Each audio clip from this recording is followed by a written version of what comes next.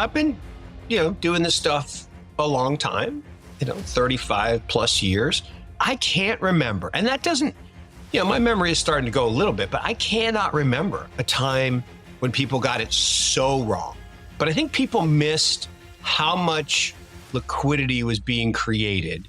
And then clearly we all missed that we'd have the third largest banking collapse in history. And that would be a good thing because the Fed would then pump another $300 billion into the economy. But I'm very worried about the devaluation. Now, what that does for one of my other predictions, what that does for Bitcoin prices, yeah, good stuff.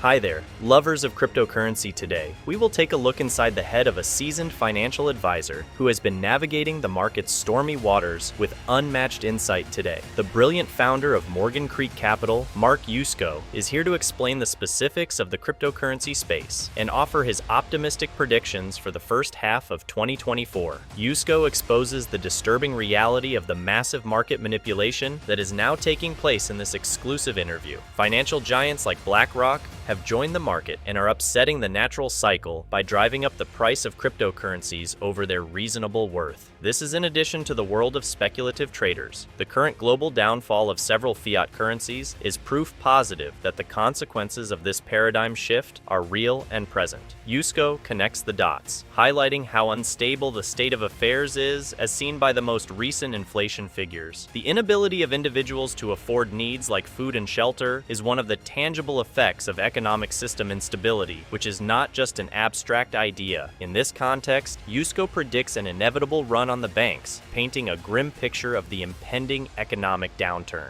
The first half of 2024 is expected to demonstrate the full scope of these occurrences, as misallocated investments and an oversupply of money are factors in capital disappearance. Come along as we analyze Mark Yusko's market forecasts and investigate the reasons why an inevitable collapse is coming. Remember to subscribe and press the like button for more informative material. Let's go right into the most recent interview with Mark Yusko. I think this 2024 is going to surprise to the downside. I think, again, not collapse, not depression, but I just think as everyone was on one side of the boat last year, negative, I think everybody's come back on the other side of the boat positive. And yet just about every indicator that you can look at from a macro perspective, leading economic indicators just made new cycle lows. I mean, like the lowest in the last 4 cycles. In fact, I don't know that we've ever, I think this is right, I don't think we've ever had this many consecutive negative readings of LEI ever. Like crazy. And so that's one. PMIs are down. Now, PMIs have turned. Raul's been talking about this. I know you were just talking with Jim Bianco. Jim may have been talking about PMIs. But I think there's a lot of macro data that's a little negative. I think first quarter GDP is going to surprise a lot of people how low it is, but that's a cyclical thing. And even though they seasonally adjust, they don't seem to do it right. So it's always the lowest quarter. And I think they could be closing in on 0. I don't know that it'll go negative. I'm telling you, it's coming. And that's another thing to your point. What did everybody miss last year? That's probably one of the biggest things people missed was the third year of the presidential cycle. So there's lots of 4-year cycles. There's crypto 4-year cycle. There's this presidential 4-year cycle. The third year, so the year before the election, is always the best year of the stock market. It averages 16%, okay? So on average, it's 16%. And that clearly is what people missed. And that fiscal spend, people had no idea we were going to give hundreds of billions of dollars to a bunch of money launderers in Ukraine. We had no idea that we were going to be back in another war that Ms. Yellen says we can clearly afford 2 wars. Like, what? You're financing wars? Oh, that's what big money does. It finances wars. Central banks, that's what they were created for. Back in the 1600s, they've been financing wars ever since. So I think we all missed that. And that changes. The fourth year, the election year, is on average a muted year for markets. It's, on average about 6%, which is, not high, not low. But the swing factor is what you're talking about, which is we are definitely leaning socialist, communist, like handout, totalitarian. I mean, I hear some of the stuff I'm like, are we in Venezuela? Are we in Argentina? Are we in the Weimar Republic? I mean, that's actually a scary, scary thing. I read this, a guy did a long series of posts. I wish I could give him credit, but I can't remember his name, on Twitter, going through the history of Weimar. Oh my gosh, I had no idea. And you look at the things that they did, and you look at what's happening in America, it's like, oh my gosh. I mean, it's like the same playbook, like down to a whole bunch of stuff. My eyes were just like, why? I mean, because my eyes were wide open. And that resulting hyperinflation, it was that could never happen because we have the world reserve currency. Well, guess what's happening right now? There's a chipping away. There's an assault on petrodollar status. And Saudi's now talking to Russia and China, and they're kind of giving us the hand to the face. I'm not saying it's going to happen tomorrow, but I think we're closer to a loss of control event than people think.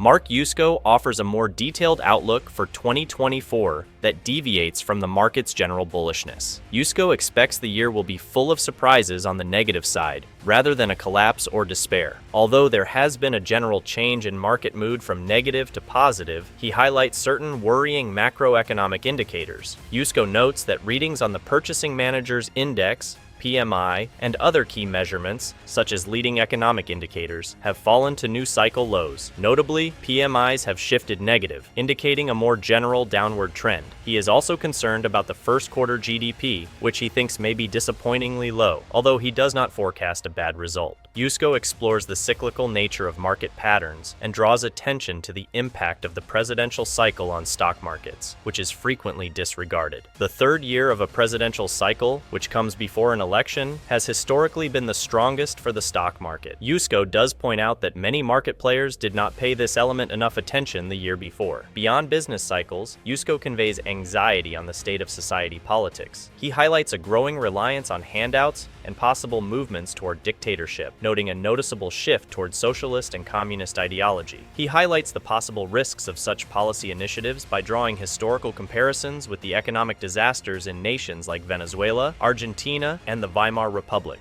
Yusko also goes into geopolitical territory, voicing worries on the possible deterioration of the US dollar standing as the global reserve currency. He mentions talks between China, Russia, and Saudi Arabia, implying a continuous attack on the petrodollar status. He thinks this may be a sign of an impending loss of control incident, which might be closer than most people think. In summary, Mark Yusko presents a cautious picture for 2024 by examining historical cycles, macroeconomic data, and geopolitical factors. He cautions against ignoring possible economic difficulties and raises the possibility of a loss of control event in the upcoming year that is closer than previously thought. This is just option 4, right? When you become indebted, when you are an empire and you become indebted because of the corruption and your inability to actually live within your means, you got 4 choices.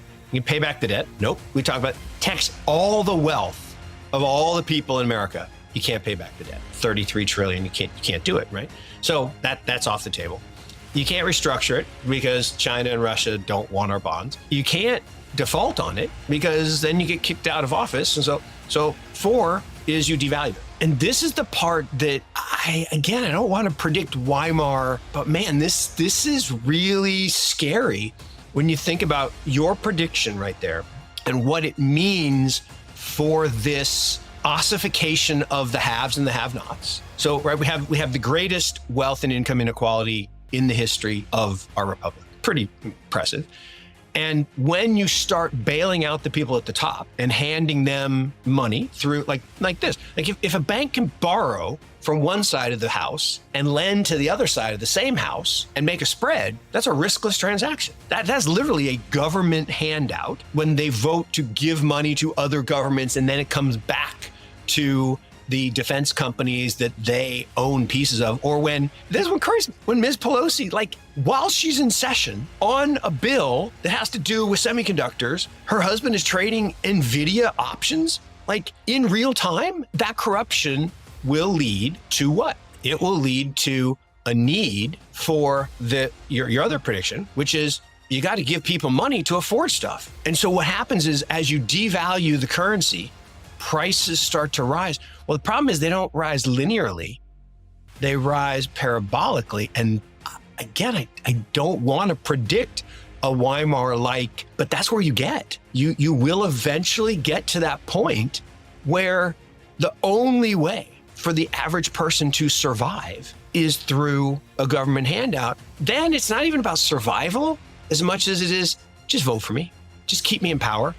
And so I got to give you enough free electricity, free gasoline, spending money, UBI, whatever it is. But I'm very worried about the devaluation. Now, what that does for one of my other predictions, what that does for Bitcoin prices, yeah, good stuff. Towards the conclusion, Mark Yusko explores the worrying effects of a country going deeply in debt, especially when corruption and the inability to live within one's means are widespread. He lists 4 possible solutions that a nation in this situation would normally take into account. Restructuring the debt is the second option, but Yusko says that this is also not practical since big creditors like China and Russia might not be prepared to help. The second option involves restructuring the debt, but Yusko suggests that this isn't feasible either, since major creditors like China and Russia may not be willing to cooperate. Yusko believes that the third option, defaulting on the debt, is politically unfeasible, since it may force the outgoing administration to step down. He then presents the fourth alternative, which is to devalue the currency. Here, he conveys his feelings of unease and highlights the possible dangers of choosing this course. Yusko continues by drawing connections between the current wealth and income disparities in the US and this prospective depreciation. He claims that the level of disparity in the nation now is at its highest point ever. When the government takes steps to widen this gap, like helping the rich and engaging in what appear to be dishonest financial operations, there is cause for alarm. Yusko then makes a link between price increases and currency depreciation. He cautions that prices may rise in a parabolic rather than a linear manner when the value of the currency declines. He contends that this can result in a situation in which the common person is forced to depend on government assistance in order to survive. He makes the argument that under this situation, the political goal can change from safeguarding the basic needs of the people to a plan to win support by supplying necessities. Finally, Yusko makes a connection between these worries and his past forecasts, especially with regard to Bitcoin. He makes reference to Bitcoin's possible use as a hedge against depreciation of value of money and the larger economic difficulties he sees ahead. Essentially, Mark Yusko expresses his concerns over the possible outcomes of a country dealing with enormous debt, corruption, and an uneven distribution of income, focusing especially on the dangerous ramifications of currency devaluation and how it affects the common citizen. If you found this discussion insightful, don't forget to hit the like button, share your thoughts in the comments below, and subscribe to our channel for more thought-provoking content. Thank you for joining us today, and until next time, stay informed and stay curious.